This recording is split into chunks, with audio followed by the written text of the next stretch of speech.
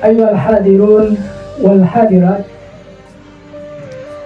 bapak-bapak, ibu-ibu hadirin sekalian, para guru, para ustadz, para sesepuh, para orang tua, ketua DKM, sesepuh juga tadi ya disebutin. Para orang tua, dengan tidak mengurangi rasa hormat, saya pun berdoa semoga kita semua dalam taufik, dalam hidayah, amin, dalam inayah daripada Allah Subhanahu wa Ta'ala, dibimbingnya kita semua ini sehingga kita selamat dunia wal akhirah. Amin, amin ya rabbal alamin.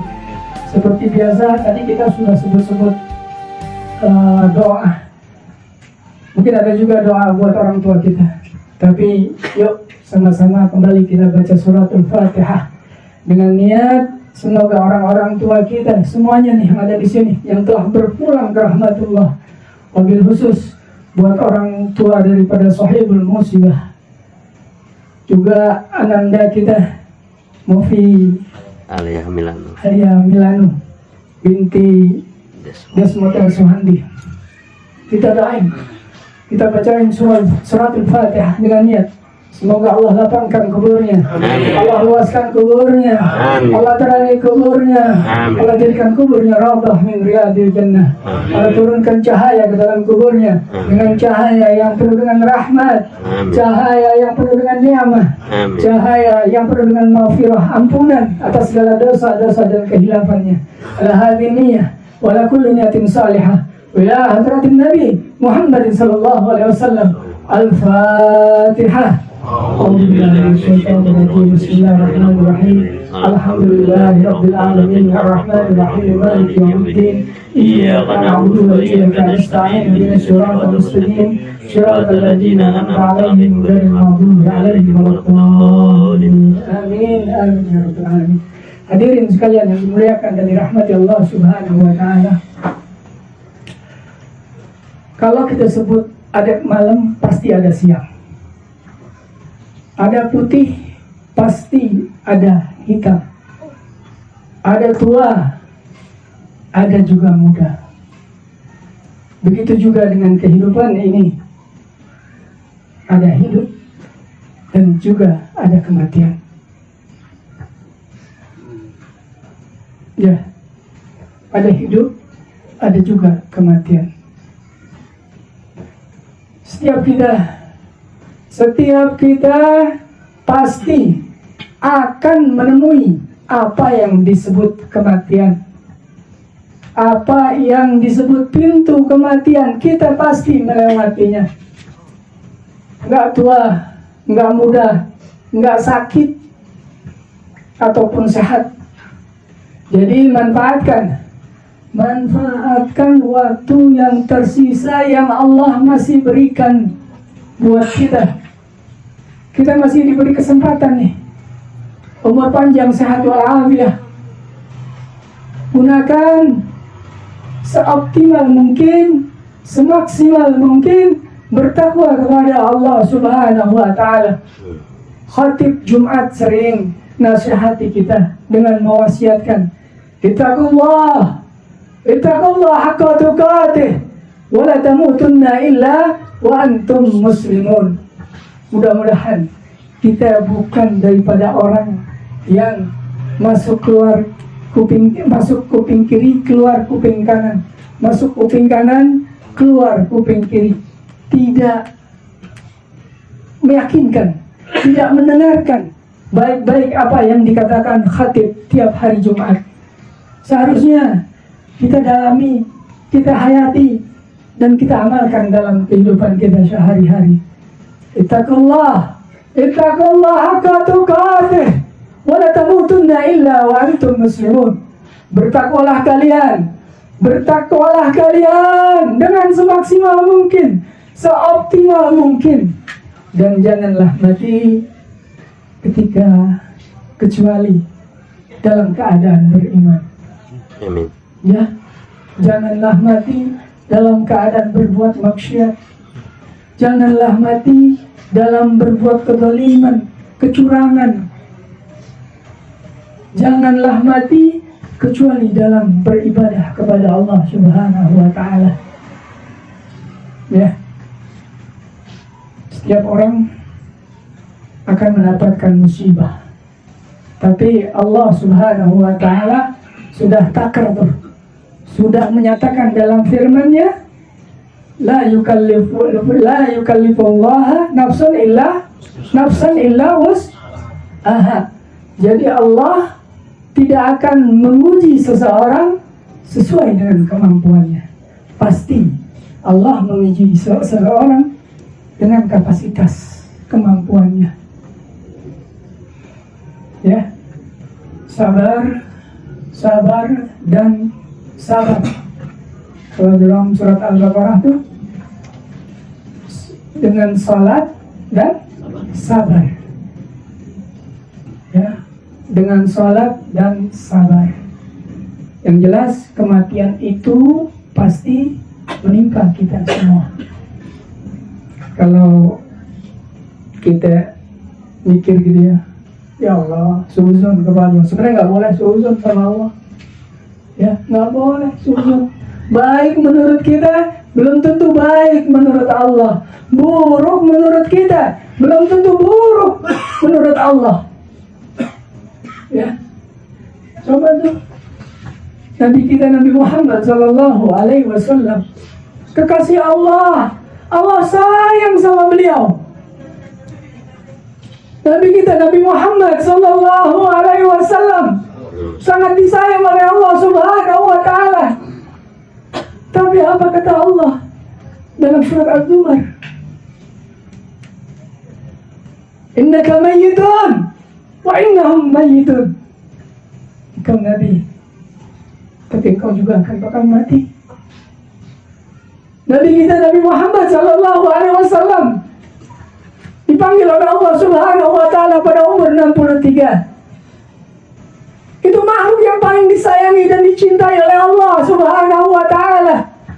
Tapi kenapa kok dipanggil? Kok tega Allah panggil? Nabi kita yang disayang oleh Allah Subhanahu Wa Taala dipanggil oleh Allah Subhanahu Wa Taala. Jadi jangan suuzon kepada Allah, jangan berprasangka buruk kepada Allah. Baik menurut kita, belum tentu baik menurut Allah Subhanahu Wa Taala. Allah lebih sayang kepada Novi. Allah lebih sayang kepada Novi. Dan pada saat itu pasti ada hikmah yang tidak atau belum kita ketahui. Ya, la yukallifullahu nafsan illa wus'aha. Innallaha ma'as sabirin. Allah beserta orang-orang yang sabar. Dengan apa sabarnya? Dengan mendirikan salat. Innallaha ma'as sabirin. Allah beserta orang-orang yang sabar. Sabar itu perlu diketahui bahwa sabar itu ada 3. Pertama, sabar dalam mentaati Allah Subhanahu Wa Taala. Apa tuh sabar mentaati Allah Subhanahu Wa Taala? Itu setiap azan di masjid mestinya kita langsung hadir. Jangan ditunda-tunda lagi, segera.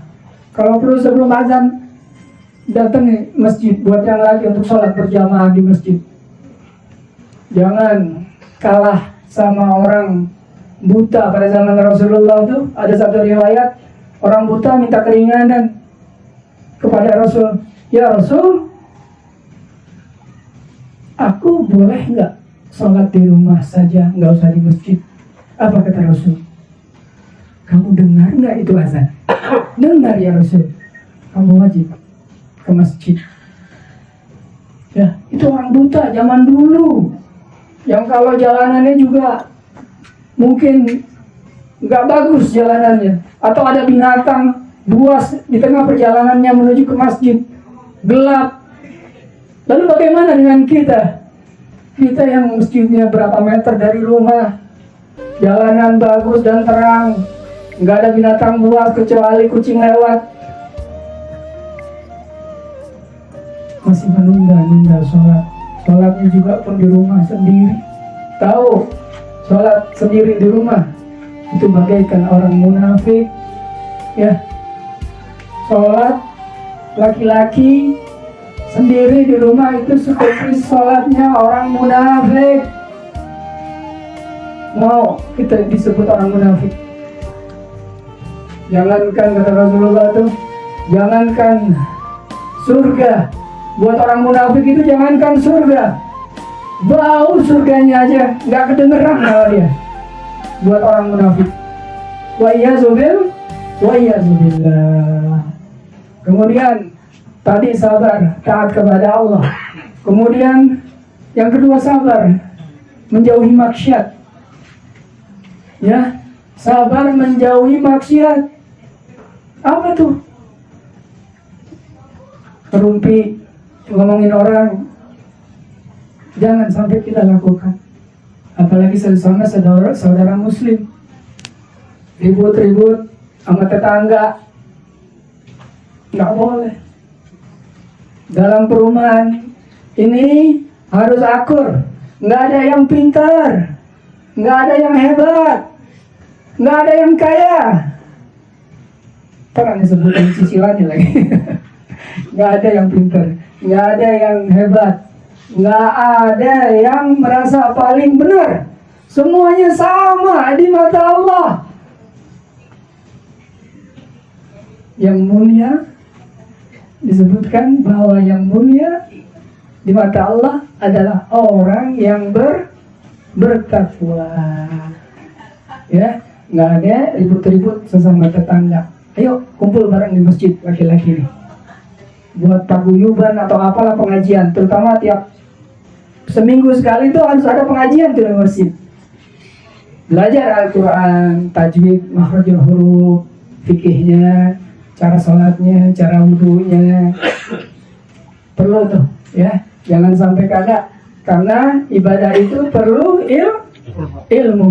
Ketika kita beribadah tanpa ilmu, maka itu adalah perbuatan yang sia-sia.